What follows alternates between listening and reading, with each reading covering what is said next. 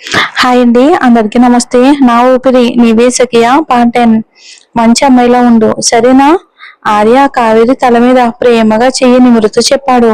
కావేరి సంతోషంతో గుండె ఉబ్బుకు వచ్చినట్టు అయిపోయింది. ఈ రోజు తను ఆర్య మనసు గెలిచినట్టు ఆమెకు అనిపించింది. ఆర్య ఇచ్చే లైఫ్ స్టైల్ కావేరికి బాగా నచ్చేసింది.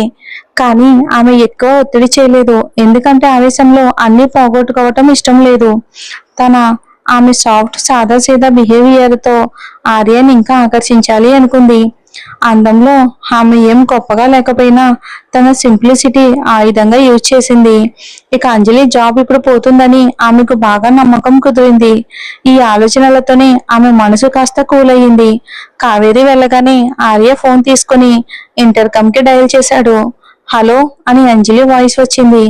ఇప్పుడే నా ఆఫీస్కి రా, ఆర్యన్ చాలా కోపంగా చెప్పాడు అంజలితో. అటు అంజలి తన ఆఫీస్లో గట్టిగా ఊపిరి తీసుకుంటూ ఉంది. తన తన ఫేట్ డిసైడ్ అయిపోతుందని ఆమెకు ఆ నిమిషం అనిపించింది. ఎక్కువ మాట్లాడితే నేను రిజైన్ చేసేసి లతిక జ్యువెలరీ వదిలేస్తాను. ఇంకెలా ఆలోచిస్తూ ఆమె లిఫ్ట్ ఎక్కి 8వ అంతస్తులోని ప్రెసిడెంట్ ఆఫీసులోకి చేరింది అంజలి. డోర్ కొట్టి లోపలికి వెళ్ళింది. ఆర్య తన చైర్లో కూర్చుని ఉన్నాడు. అతని రాయల్ స్టైల్ రూమ్ మొత్తం మీద రాజ్యం ఏలినట్టు ఉంది. చెప్పు అంజలి, ఇదేం పని? అతను ఒక బాస్ లా అంజలి ఇప్పుడు బిహేవియర్ మీద క్వశ్చన్ చేశాడు ఆర్య. అంజలి కళ్ళు మూసుకుంది. ఇప్పుడు ఏం ఎక్స్ప్లెనేషన్ ఇచ్చినా యూజ్ లేదనిపించింది తనకి. ఆర్య తన గర్ల్ ఫ్రెండ్ కావేరి మాటలను కళ్ళు మూసుకుని నమ్ముతాడని ఆమెకు నమ్మకం. కావేరి మీకేమవుతుంది? ఆమె కనుబొమ్మలు ఎగరేస్తూ అడిగింది. నువ్వు నీ లిమిట్స్ మర్చిపోతున్నావు అంజలి. నువ్వు నా ఎంప్లాయీవి, తప్పు నువ్వు చేసావు, క్వశ్చన్ కి ఆన్సర్ నువ్వు ఇవ్వాలి, ఆర్య చాలా స్ట్రిక్ట్ గా చెప్పాడు. అంజలి కోపంగా అడిగింది. మీరు అన్నీ చూశారు కదా, నేను ఆమెను చెంప పగలగొట్టాను, ఇంకా మీకు ఏ క్లారిటీ కావాలి? అదే, నువ్వు ఆమెను ఎందుకు కొట్టావు? ఆమె నీ మీద కంప్లైంట్ చేస్తానని బెదిరించింది అందుకా? అవును, ఇది మా పాత పర్సనల్ ఇష్యూ, అందుకే ఆమె ఈ రోజు నన్ను కలవడానికి వచ్చింది. హా, నేను ఆమెను కొట్టాను, అది ఆమెకు శిక్షే, అంజలి గట్టిగా ఆన్సర్ ఇచ్చింది. ఆర్య అంజలిను కన్ఫ్యూజన్ గా చూశాడు.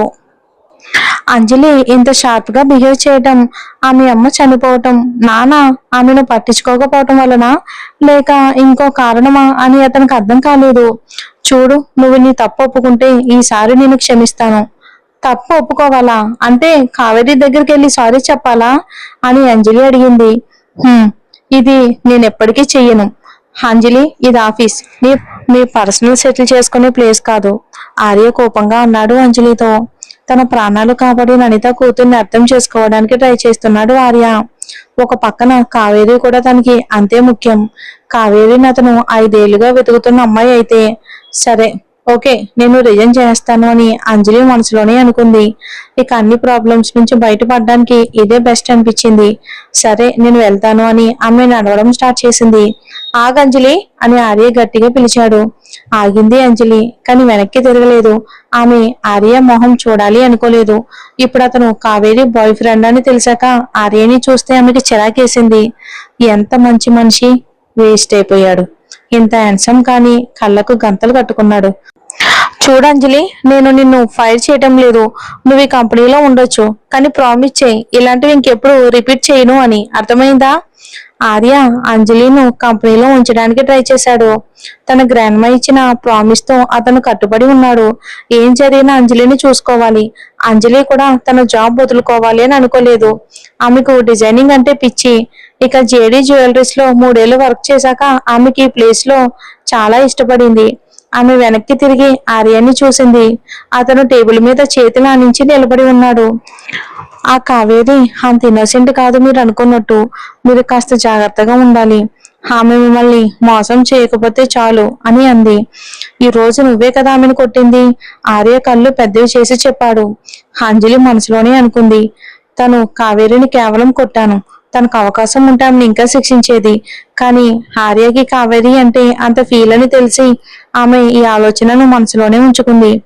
ఆఫీస్కి తిరిగి వచ్చాక అంజలికు రాజలక్ష్మి నుంచి ఎలాంటి నోటీస్ రాలేదు. ఇది చూసి అందరూ షాక్ అయ్యారు. ప్రెసిడెంట్ గర్ల్ ఫ్రెండ్ ని చెంప పగలగొట్టిన అంజలి జాబ్ ఎలా సేఫ్ అయ్యింది? అని అంతా అనుకున్నారు. రాధిక కాఫీ తీసుకొచ్చింది. అంజలి మేడం మీరు ఓకేనా? కాఫీ ఇస్తూ అడిగింది. నేను ఓకే, అంజలి ఆన్సర్ ఇచ్చింది. కోపం వల్ల ఆమె క్రియేటివిటీ మూడు మొత్తం పాడైపోయింది.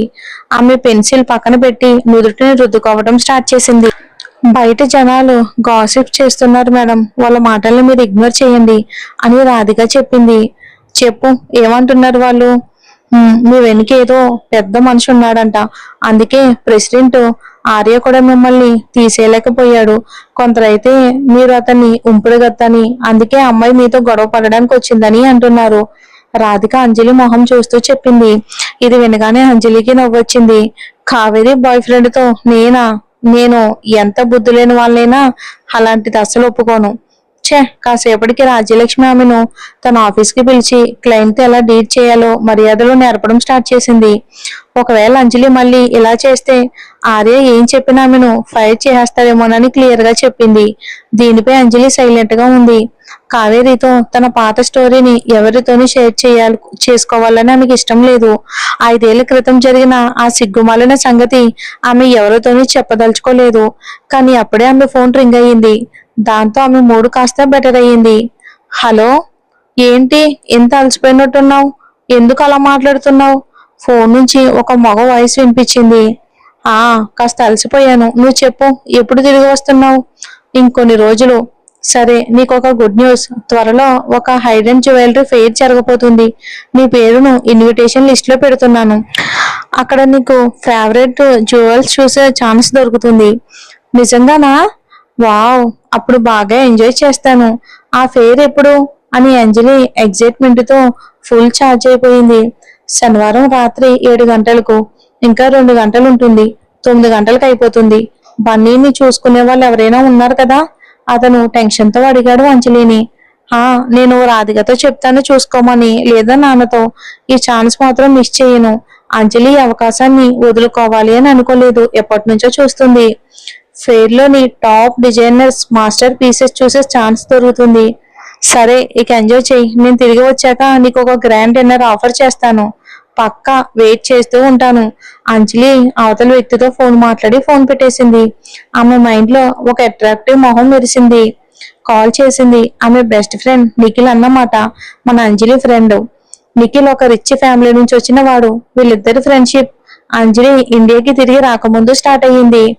ఆమెకు అనిపించేది లైఫ్ లో ప్రతి ఒక్కరికి ఒక హెల్పర్ దొరుకుతాడు, ఆమెకు అది నిఖిల్ మాత్రమే. శనివారం రాత్ర అంటే 2 రోజుల తర్వాత అంజలి ఎక్సైట్మెంట్ తో ఆ రోజు కోసం వెయిట్ చేయడం స్టార్ట్ చేసింది. ఇక్కడ కావేరి తన లగ్జరీ బంగ్లాలో ఐస్ తో తన వాచిన చెంప మీద రుద్దుకుంటూ ఉంది. అంజలి మీద కావేరికి చాలా కోపంగా ఉంది. నా మొహం నా అతి విలువైన ఆస్తి. అంజలి దాని మీద చెయ్యి వేసింది. ఆమెను ఇంత సులువుగా వదలను. ఆమె ఐప్యాడ్ తీసుకుని న్యూస్ చూడటం స్టార్ట్ చేసింది. అప్పుడు ఒక ఫీమేల్ సెలబ్రిటీ ఫోటో కనిపించింది. ఆమె ఒక high class jewellery fair invitation చూపిస్తుంది. కావేరి మనసు ఆశతో ఊగిపోయింది. అలాంటి ఈవెంట్ వెళ్తే తన స్టేటస్ పెరుగుతుంది అనిపించింది. ఆమె హై సొసైటీలో ఫిట్ అవ్వడానికి ట్రై చేస్తుంది. ఆమె ఆ లెవెల్ కి సరిపోకపోయినా సుకుమార్ ఫ్యామిలీ పేరు తనకు అక్కడ ఎంట్రీ ఇప్పిస్తుందని ఆమెకు నమ్మకం. కావేరికి ఒక ఆలోచన వచ్చిన వెంటనే ఫోన్ తీసుకుని ఆర్య నెంబర్ కి డైల్ చేసింది. హలో కావేరి, నీకు ఇప్పటికీ నొప్పిగా ఉందా అని ఆర్య టెన్షన్ తో అడిగాడు. లేదు ఆర్య, నేను ఒక జ్యువెలరీ ఫెయిర్ కి వెళ్ళాలి అనుకుంటున్నాను. నన్ను అక్కడికి తీసుకెళ్తావా? కావేరి సాఫ్ట్ గా రిక్వెస్ట్ చేసింది. ఏ జ్యువెలరీ ఫెయిర్? నీకు ఒక వీడియో పంపిస్తాను అని కావేరి కాల్ కట్ చేసి వీడియోని ఆర్యకి ఫార్వర్డ్ చేసింది. కాసేపటికి ఆమెకు ఒక మెసేజ్ వచ్చింది. అందులో ఇలా రాసింది. సరే, నేను నిన్ను తీసుకెళ్తాను. కావేరి సంతోషంతో గెంతేసింది. కానీ తప్పుపోయి ఆమె వాచిన చెంపకు మళ్ళీ గాయమయ్యింది. నొప్పితో మొలుగుతూ మళ్ళీ అంజలిని తట్టుకుంది, నొప్పిని భరించలేక. కమాన్ అంజలి, నువ్వు ఈ జ్యువెలరీ డిజైనర్వి, అయినా ఇలాంటి హై క్లాస్ జ్యువెలరీ ఫెయిర్ కి వెళ్ళలేవు. ఇక అటు అంజలి తన ఆఫీస్ లో కూర్చుని అదే జ్యువెలరీస్ వీడియోస్ చూస్తుంది. ఇన్వైట్ అయిన వాళ్ళ నుంచి తెలిసింది అక్కడ స్ట్రిక్ట్ డ్రెస్ కోడ్ ఉంటుంది అని. ఫార్మల్ డ్రెస్ లేకపోతే ఎంట్రీ ఇవ్వరని. అది విని ఆమె టెన్షన్ పడిపోయింది. అంత ఖరీదైన డ్రెస్ రెంట్కి తీసుకోవటానికి ఆమె దగ్గర అంత డబ్బు లేదు. అప్పుడే ఆమె ఫోన్ రింగ్ అయ్యింది. Number unknown number. ఆమె కాల్ లిఫ్ట్ చేసింది. హలో హలో, నేను అంజలితో మాట్లాడొచ్చా? నేను ఎఫ్హెచ్ బట్టల స్టోర్ నుండి మాట్లాడుతున్నాను. మా కస్టమర్ ఒకరు మీకోసం ఒక డ్రెస్ రిజర్వ్ చేశారు. మీరు ఈ మధ్యాహ్నం దీన్ని ట్రై చేయడానికి రాగలరా అని అన్నారు అవతల వాళ్ళు. నా కోసం డ్రెస్? అంజలి షాక్ అయ్యింది. కానీ వెంటనే అర్థమైంది ఇది నిఖిల్ పనినని. నేను వస్తాను. ఎంత క్యూట్ ఫీలో ఈ నిఖిల్. ఆమె ఫోన్ తీసుకుని నిఖిల్ కి థ్యాంక్ యూ ఇమేజ్ పంపింది. Thank you so much Nikhil. అరే పర్లేదు, నీకు నచ్చుతుందని ఆశిస్తున్నాను. నిఖిల్ బిగ్ స్మైలీ పంపాడు. అంజలి మధ్యాహ్నం కోసం ఒక గంట లీవ్ తీసుకుంది. ఎఫ్హెచ్ బట్టల స్టోర్ కి ఆమె ఆఫీస్ నుంచి కాస్త దూరంలోనే ఉంది ఆ స్టోరు. అది ఇంటర్నేషనల్ బ్రాండ్. రిచ్ ఆడవాళ్ళు ఎక్కువగా షాపింగ్ చేసే ప్లేసు. ఇక ఆ స్టోర్ లోకి ఎంటర్ అయిన వెంటనే ఓనర్ ఆమెను వెల్కమ్ చేసింది. రండి అంజలి మేడం. 2వ ఫ్లోర్ లోని విఐపి రూమ్ కి తీసుకుని వెళ్ళి ఓనర్ ఒక మనీ కేట్ మీద ఉన్న డ్రెస్ ని చూపించింది. అది అంజలి కోసం వెయిట్ చేస్తున్నట్టుంది. హాయ్, ఇది ఎంత అద్భుతంగా ఉంది. అబ్బా, అంజలి మనసులోనే పొగిడేసింది. ఈ డ్రెస్ నిఖిల్ గారు మీకోసం సెలెక్ట్ చేశారు, నచ్చిందా అని ఓనర్ అడిగారు. అంజలి కళ్ళు పెద్దవయ్యాయి. బాపురే, నాకు తెలీదు ఈ నిఖిల్ ఇంత రిచ్ గా ఉంటాడని. బిలినియరా ఏంటి ఇంత ఖరీదైన డ్రెస్? ఓనర్ నవ్వుతూ డ్రెస్ గురించి చెప్పింది. ఇది మా టాప్ డిజైనర్ మాస్టర్ పీస్. దీనిలో దాదాపు 8,000 డైమండ్ బీట్స్ పొదిగి ఉన్నాయి. ఇక ఆ స్టోర్ లో దీని ప్రైస్ 80 లక్షలు. చాలా ఖరీదు అనిపించింది. కానీ నిఖిల్ గారు దీనికోసం ఇప్పటికే చాలా పే చేసేసారు, మొత్తం అమౌంట్ అంతా. మరి చూద్దాం, ఆ డ్రెస్ వేసుకుని జ్యువెలరీ అడిగి వెళ్తుందిగా మన అంజలి. మరి కావేరీ సంగతి ఏంటో.